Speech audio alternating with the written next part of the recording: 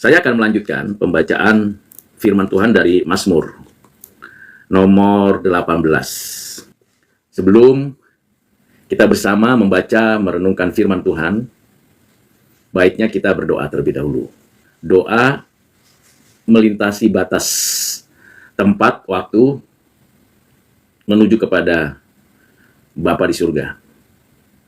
Mengapa perlu berdoa terlebih dahulu? Supaya kita menghayati firman Tuhan, merenungkannya dan menikmatinya. Dan kita bisa lebih dekat mendalami firman Tuhan. Mari kita berdoa. Kami bersyukur kepadamu Allah Bapa yang di surga. Untuk pagi ini kembali kami mau belajar mendengarkan firman-Mu, mengertinya dan melakukannya. Kiranya Kau pimpin dan sertai kami. Dalam nama-Mu Tuhan Yesus, kami berdoa. Amin. Firman Tuhan yang kita akan sama-sama dengarkan, kita baca bersama dari Mazmur nomor 18, ayat 31 sampai 43. Demikian firman Tuhan. Adapun Allah, jalannya sempurna, janji Tuhan adalah murni. Dia menjadi perisai bagi semua orang yang berlindung padanya. Sebab siapakah Allah selain dari Tuhan, dan siapakah gunung batu kecuali Allah kita? Allah, dialah yang mengikat pinggangku dengan keperkasaan, dan membuat jalanku rata. Yang membuat kakiku seperti kaki rusa, dan membuat aku berdiri di bukit. Yang mengajar tanganku berperang, sehingga lenganku dapat melenturkan busur tembaga. Kau berikan kepadaku perisai keselamatanmu. Tangan kananmu menyokong aku, kemurahanmu membuat aku besar. Kau berikan tempat lapang untuk langkahku, dan mata kakiku tidak goyah. Aku mengejar musuhku sampai kutangkap mereka, dan tidak berbalik sebelum mereka kuhabiskan. Aku meremukkan mereka sehingga mereka tidak dapat bangkit lagi, mereka rebah di bawah kakiku. Engkau telah mengikat pinggangku dengan keperkasaan untuk berperang. Engkau tundukkan ke bawah kuasaku orang yang bangkit melawan aku. Kau buat musuhku lari daripadaku, dan orang-orang yang membenci aku, ku binasakan. Mereka berteriak minta tolong, tetapi tidak ada yang menyelamatkan. Mereka berteriak kepada Tuhan, tetapi Ia tidak menjawab mereka. Aku menggiling mereka halus-halus seperti debu di depan angin, mencampakkan mereka seperti lumpur di jalan. Demikian firman Tuhan dari Mazmur nomor 18 ayat 31 sampai 43. Saudara yang kekasih di dalam Kristus, ada beberapa pembelajaran yang perlu untuk kita tanamkan di hati pikiran kita. Kita perlu untuk melakukannya sebagai kesaksian sebagai orang Kristen. Dan kita perlu mengajarkannya sebagai bagian daripada tanggung jawab kita untuk sesama. Mari kita perhatikan pelajaran apa untuk kita bisa nikmati firman itu dalam keseharian kita. Yang pertama, ini adalah ungkapan yang menunjukkan diri keberadaan Allah, yang tidak mungkin ada selain dirinya sendiri. Jalannya sempurna, janjinya murni, kekuatannya tak terbatas, dan setia memimpin kita. Kalau kita memperhatikan tawaran dunia, di awalnya manis, dalam prosesnya menggiurkan, tapi di akhirnya kebinasaan. Kalau kita menyimak apa yang diajarkan dunia, kita bisa menyaksikan banyak kegagalan, banyak ketidakberesan. Janji manusia itu sangat-sangat terbatas. Waktu seseorang mau mengajukan diri menjadi pemimpin, entah pemimpin suatu komunitas kecil, suatu wilayah, satu bangsa, janji-janji manis biasanya dilontarkan, disampaikan ke publik, rakyat mendengar, para pengikut bertepuk tangan, tetapi kenyataannya dalam perjalanan kepemimpinan orang yang dipilih itu miris, tidak mensejahterakan rakyat, tidak bertindak adil terhadap sesama, bahkan melakukan tindak kejahatan korupsi, nepotisme, dan kolusi. Saudara yang kekasih di dalam Kristus, yakinlah hanya janji Tuhan yang sempurna. Janji manusia itu tidak akan sempurna. Dan hanya manis di bibir saja.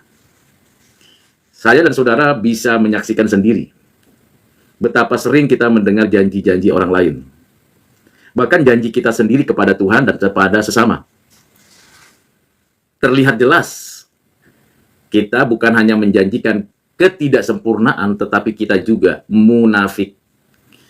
Berkata manis, indah, tetapi sesungguhnya saya dan saudara seringkali kecewa terhadap diri sendiri, kecewa terhadap orang lain, kecewa terhadap pemimpin-pemimpin yang menjanjikan janji-janji palsu.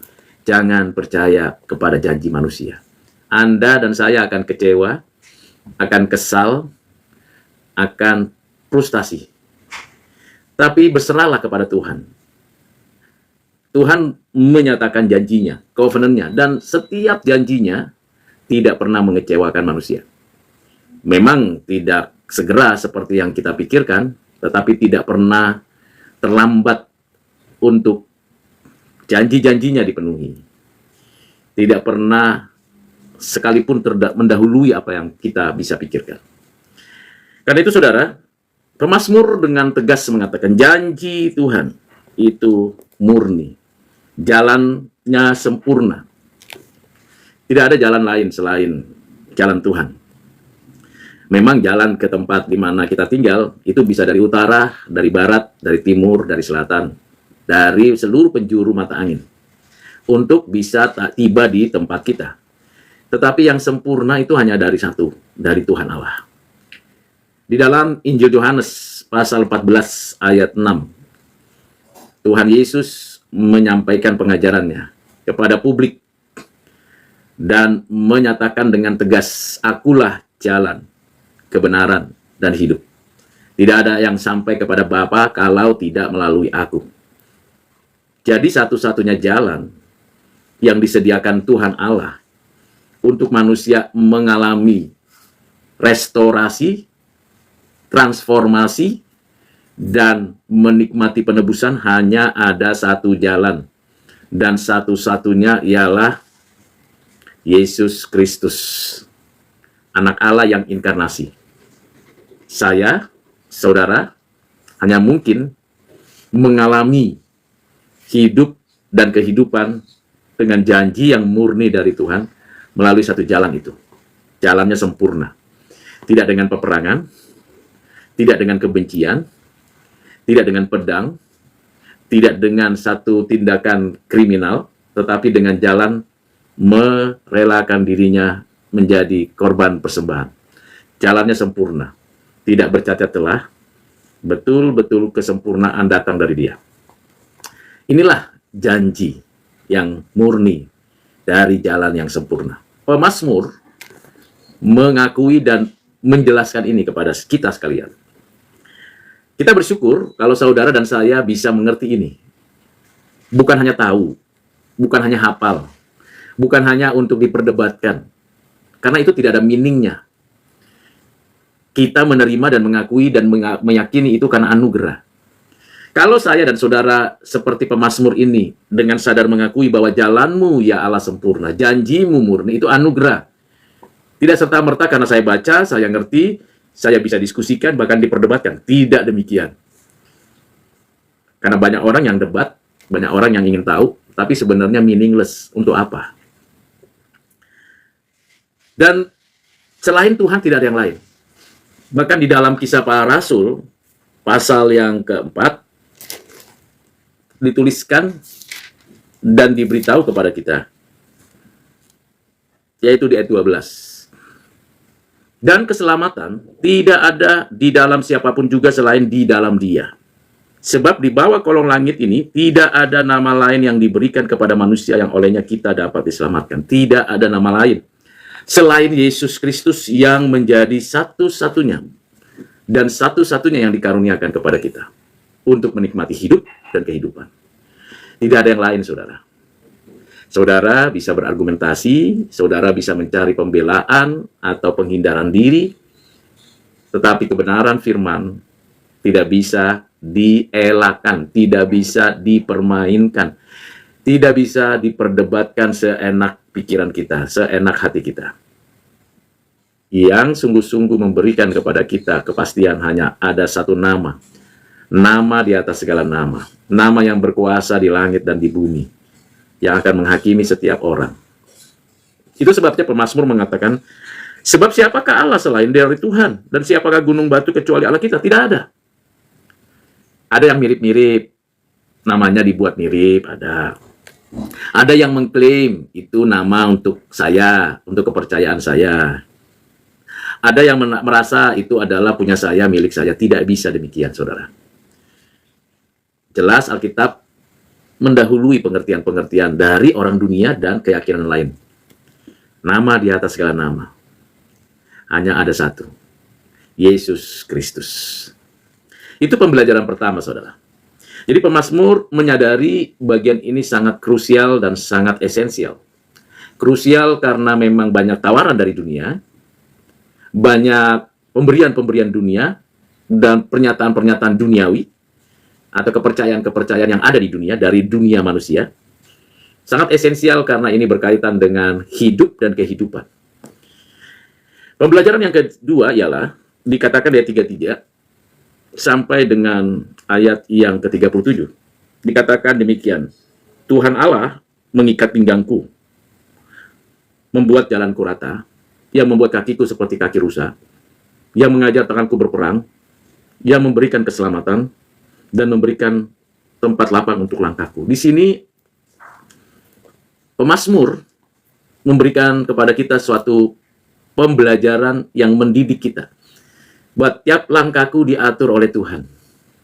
Sebagai orang percaya, yang takut akan Tuhan, yang hidupnya bersandar kepada Tuhan, yang mengalami dan menikmati hidup di dalam Tuhan, akan mengakui dengan sungguh-sungguh bahwa tiap langkahku itu diatur oleh Tuhan. Tuhan yang mengatur, Tuhan yang berdaulat, Tuhan yang memberi hidup dan kehidupan, Tuhan yang memberikan pertolongan. Bahkan kita menyadari bagian ini menjadi bagian providensia Allah bagi umatnya. Jadi ini bukan sekedar kata-kata manis. Ada banyak orang yang menjanjikan perlindungan dan pertolongan. Tetapi kenyataannya, ketika kita susah, ketika kita sulit, ketika kita berhadapan dengan pergumulan, kita ditinggalkan. Yang setia, menjaga menopang kita hanya Tuhan. Mengikat pinggangku, membuat jalanku rata, itu hanya Tuhan. Jadi saudara, bayangkan saja, kalau hidup kita itu dikendalikan oleh Tuhan yang penuh dengan damai, sejahtera, dan kita mendapatkan banyak hal yang diratakan jalan ke depan. Tuhan tidak menjanjikan tidak ada masalah. Sebagai orang percaya yang menyadari providensi Allah, pemeliharaan Tuhan Allah ini, kita tahu bahwa jalan di depan itu sulit, sukar, penuh dengan kerikil, ada yang mengkhianati, ada yang menipu, ada yang pura-pura baik, ya, dan segala macam. Tetapi saudara dan saya mesti tahu, mesti sadar bahwa Tuhan kita mengikat pinggang kita. Ikatannya bukan membelenggu kita, ikatannya bukan membuat kita itu menjadi orang yang sangat dikuasai tanpa kebebasan, demikian tidak. Tuhan mengikat pinggang kita supaya kita ada di dalam jalannya yang baik, yang indah, yang mulia, yang penuh kekuatan itu. Sehingga pemazmur mengatakan di ayat 34, membuat kakiku seperti kaki rusa. Kaki rusa itu kecil. Tentu tidak bisa dibandingkan dengan kaki gajah. Yang besar sekali, memang binatang yang besar itu gajah. Juga tidak seperti lintanya cheetah, ya, binatang yang cepat larinya itu. Tetapi kaki rusa itu kecil. Mungkin kalau kita pukul dengan kayu, andai kata mungkin, itu membuat rusa akan tidak bisa lari lagi. Tapi yang kecil itu, yang simple itu, yang bukan besar itu, dibuat Tuhan tetap berdiri di bukit. Itu berarti Tuhan yang memiliki kekuasaan dan kekuatan itu menjaga kita. Hal-hal kecil. Saudara, mari kita menghargai apa yang diberikan Tuhan. Sekecil apapun itu. Kesehatan, kekuatan baru, hal apapun itu, saudara. Jadi jangan pikir bahwa hal-hal kecil itu sesimpel kita itu adalah alamiah, natural saja. Tidak demikian, saudara. Sekecil apapun, semuanya itu dalam genggaman kasih Tuhan. Hargai, nikmati, gunakan, manfaatkan. Bagi kehidupan kita, bagi sesama kita. Bahkan Tuhan mengajarkan kita untuk bagaimana berperang melawan musuh kita. Ini keajaiban. Jadi kita dipelihara, kita dijaga sampai kepada bagaimana how to-nya kita diajarin berperang. Berperang bukan melawan sesama manusia, tapi berperang melawan musuh kita. Nah, persoalannya, kita itu berpikir musuh kita adalah orang lain. Kita wajib dan kita seharusnya dengan penuh kesungguhan mengasihi sesama. Terlepas sesama kita itu berbeda dengan kita, tentu ada kekurangan, kelemahan, ada keterbatasan, tapi ketahuilah saudara, kita dilatih oleh Tuhan untuk mengasihi sesama. Bukan hanya sekedar mengampuni, tapi memberikan berkat dan menolong orang lain sebagaimana Tuhan menuntun kita ke sana. Namun demikian, bukan berhenti di sana, saudara. Saya dan saudara diajak Tuhan untuk berperang. Musuh kita bukan sesama kita. Musuh kita ada 3. Pertama, tentu kita sudah tahu, kita sudah sadar, kita sudah mengerti. Mungkin ada juga yang belum tahu. Saya beritahu musuh yang pertama adalah setan, si jahat. Tuhan sendiri yang mengatakan di dalam Kejadian 3 ayat 15, Aku akan mengadakan permusuhan antara keturunan perempuan dan keturunan ular, antara ular dan perempuan. Aku sendiri yang mengadakan permusuhan. Jadi musuh kita itu adalah si jahat, roh jahat, yang sudah dihukum dijatuhkan Tuhan di atas bumi ini. Ada di sekitaran kita, yang dapat menggerakkan perbuatan orang lain untuk berbuat jahat. Ada. Saudara, jangan berpikir bahwa kita ini hanya tinggal sebagai makhluk berpikir dan makhluk bebas sebagai pribadi hanya sendirian. Ada malaikat yang jatuh dan ada malaikat yang diutus Tuhan untuk menjaga kita. Tidak terlihat, tidak kasat mata, tetapi Alkitab dengan yakin saya percaya bahwa memang ada roh jahat. Itu musuh kita. Kita jangan bermain-main dengan musuh itu. Bahkan ada orang yang ditipu. Ditipunya bagaimana? Dengan ada perdukunan, orang pintar, kuasa kegelapan. Itu musuh yang harus kita lawan di dalam kekuatan dan kuasa dalam nama Tuhan Yesus Kristus. Jangan lawan musuh itu dengan kekuatan, pengertian, pengetahuan sendiri. Anda dan saya akan kalah. Andalkan kuasa Tuhan, bersandar dan hidup dalam firman Tuhan, minta Roh Kudus bekerja di dalam diri kita untuk memberi hikmat, dan teruslah hidup dengan hidup yang kudus. Lawanlah si jahat itu dengan demikian. Jadi kita diajarkan untuk berperang melawan musuh itu. Seperti Kristus yang di awal mula pertama sebelum ia menyelenggarakan pelayanannya sebagai bagaimana dia inkarnasi dan manusia, dia dicobai dan menang melawan musuh itu, si jahat itu. Musuh kedua adalah orang-orang jahat yang dengan sadar, dengan sengaja itu mencobai kita, mengganggu kita, merusak kita, menganiaya kita, membatasi kita untuk berekspresi, memuji Tuhan, memuliakan Tuhan. Tentu kita tidak melakukan tindakan melawan orang-orang jahat itu dengan kejahatan. Lawanlah kejahatan dengan kebaikan. Itu prinsip orang Kristen. Bukan lawan kejahatan dengan kejahatan, lawan kejahatan dengan kebaikan. Kita tidak menggunakan kekerasan, tapi kita menggunakan kasih. Mendoakan mereka, memberkati mereka, bahkan jikalau perlu, kita memberi yang terbaik untuk mereka yang kita musuhi, atau yang memusuhi kita. Karena memang orang jahat. Mengapa kita memusuhi mereka? Karena mereka mengajak kita, menarik kita, membawa kita, memperlakukan kita untuk hidup jahat seperti mereka. Itu kenyataan. Maka kita lihat di sekitar kita ada orang-orang yang jahat. Para koruptor. Itu sebabnya jangan pilih koruptor menjadi kepala daerah. Jangan pilih kepala daerah yang berkontribusi untuk merusak bangsa ini. Itu orang-orang jahat. Pilih yang track record-nya betul-betul takut akan Tuhan, setidak-tidaknya bertindak adil. Sulit memang, tidak mudah memang, tapi kenyataannya itu terjadi. Itu musuh yang kedua. Musuh yang ketiga ialah diri sendiri, saudara. Tuhan mengajarkan kita untuk memusuhi, sangkal diri, pikul salib. Kenapa? Musuh terbesar, setan diusir dalam nama Tuhan Yesus. Orang jahat kita rangkul supaya dia menikmati kebaikan Tuhan. Tapi kesulitan yang terbesar adalah kita menaklukkan diri, karena musuh kita adalah diri sendiri. Sangkal diri, pikul salib. Itu perintah Tuhan Yesus untuk mengikutinya. Sangkal diri, pikul salib. Nah, bagaimana dengan saudara dan saya? Apa yang menjadi musuh terbesarmu adalah diri sendiri. Keinginan mata, keinginan daging, gangguan hidup. Itu ciri khas dari identitas keadaan di mana orang itu harus menyangkalnya, menolaknya, dan memeranginya. Jadi Tuhan mengajarkan kepada kita untuk memerangi musuh itu. Dengan jalan bagaimana? Tentu kita harus menyadari bahwa dunia ini milik Tuhan, saya milik Tuhan. Saya harus bersandar kepada Tuhan. Hidup kudus, hidup memuliakan Tuhan, dan mengharapkan semua kebaikan Tuhan. Berikutnya, saudara, juga kita diberikan perisai keselamatan. Ini pembelajaran yang kedua ini menjadikan kita mengakui providensia Allah yang nyata dalam hidup kita. Mengakui Tuhanlah perisai bagi keselamatan kita.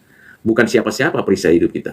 Bukan dunia ini, bukan orang-orang yang kuat, yang memiliki jabatan, otoritas, kekuatan, tapi Tuhanlah perisai keselamatan kita. Ketika kita mengandalkan Tuhan dan kita berperang melawan musuh-musuh kita, kita perlu keselamatan, saudara. Jangan rasa diri kuat dan hebat. Karena dianggap sudah diberkati, dilindungi Tuhan, terus kita nggak butuh Tuhan. Salah. Sebagai orang percaya, orang Kristen, orang yang takut akan Tuhan, kita selalu bersandar, bergantung kepada Tuhan untuk kita mendapatkan keselamatan. Ini bukan berkaitan dengan hidup kekal, karena kita sudah mengalami hidup kekal. Tapi ini bicara tentang kesehari-harian kita. Kita minta proteksi dari Tuhan, supaya musuh-musuh itu tidak menghancurkan kita dari dalam maupun dari luar. Terutama dari luar dan dari dalam, kita lawan dengan iman yang teguh di dalam Kristus, dengan hidup sesuai dengan firman Tuhan. Dengan demikian, providensi Allah sampai kepada bagaimana Tuhan memberikan tempat yang lapang sehingga kita berjalan dengan tegak di hadapan Tuhan. Coram Deo.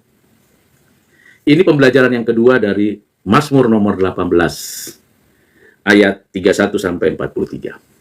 Pembelajaran yang ketiga, pembelajaran yang terakhir. Ini bagaimana strategi kita untuk melawan musuh itu sehingga kita menang. Pertama, pembelajarannya, kita menerima jalan Tuhan, janji Tuhan, pemeliharaan Tuhan, penjagaan Tuhan. Kedua, kita mengakui dan menikmati providensia Allah di dalam kehidupan kita sehari-hari, bahkan dalam berhadapan dengan musuh-musuh kita.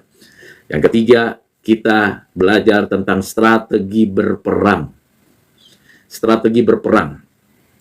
Di ayat yang ke-38 sampai 43, aku mengejar musuhku sampai kutangkap mereka. Pertama, kejar musuh itu, lawan musuh itu, jangan dibiarkan. Itu sebabnya saudara dan saya bisa berdoa demikian. Di dalam nama Tuhan Yesus, saya sebagai hamba Tuhan, sebagai anak Allah, sebagai orang percaya yang diciptakan menurut gambar rupa Allah, yang ditebus oleh Kristus, yang dikaruniai hidup baru oleh Roh Kudus, sebagai orang-orang pilihan Tuhan. Di dalam nama Tuhan Yesus, saya mengusir, menyingkirkan, mematahkan kuasa kegelapan yang ada di sekitar hidup saya, di sekitar lingkungan rumah saya, di sekitar tempat saya bekerja. Saya mengusirnya, menghancurkan kuasa kegelapan itu di dalam nama Tuhan Yesus Kristus. Sehingga segala anasir jahat, kuasa-kuasa kegelapan yang mengganggu, itu disingkirkan dari kehidupan saya dalam nama Tuhan Yesus. Itu langkah strategis kita kejar. Kemudian juga kita berdoa, memohon dan memberikan diri untuk berkomitmen. Saya mau hidup taat. Ajar saya untuk melakukan yang baik, yang benar, yang suci. Jadi saudara, di sini saya dan saudara diminta, diajarkan Tuhan untuk strategi pertama, kejar, jangan pasif. Di dalam dunia yang fana ini, di dalam dunia yang carut-marut ini, jangan pasif. Makin diem, makin biasa-biasa saja, tidak bergerak, tidak ada satu gerakan, kita akan ditelan oleh dunia ini. Lawan, hadapi, menangkan. Aku meremukkan mereka sehingga mereka tidak dapat bangkit lagi. Kita harus remukkan musuh-musuh itu, yaitu si jahat, pikiran-pikiran kotor, kecemaran-kecemaran dunia, cara pandang yang keliru. Kita harus remukkan, habisi itu dalam diri kita, tidak boleh ada lagi. Cara berpikir yang sesat dan salah, cara hidup yang tidak kudus dan suci, cara memperlakukan orang yang tidak adil, kita harus remukkan, kacaukan, dan singkirkan itu. Bagaimana kita bisa melakukan itu? Berperang karena Tuhan Allah mengikat kita dengan keperkasaan, dan Tuhan Allah yang memerangi kejahatan itu.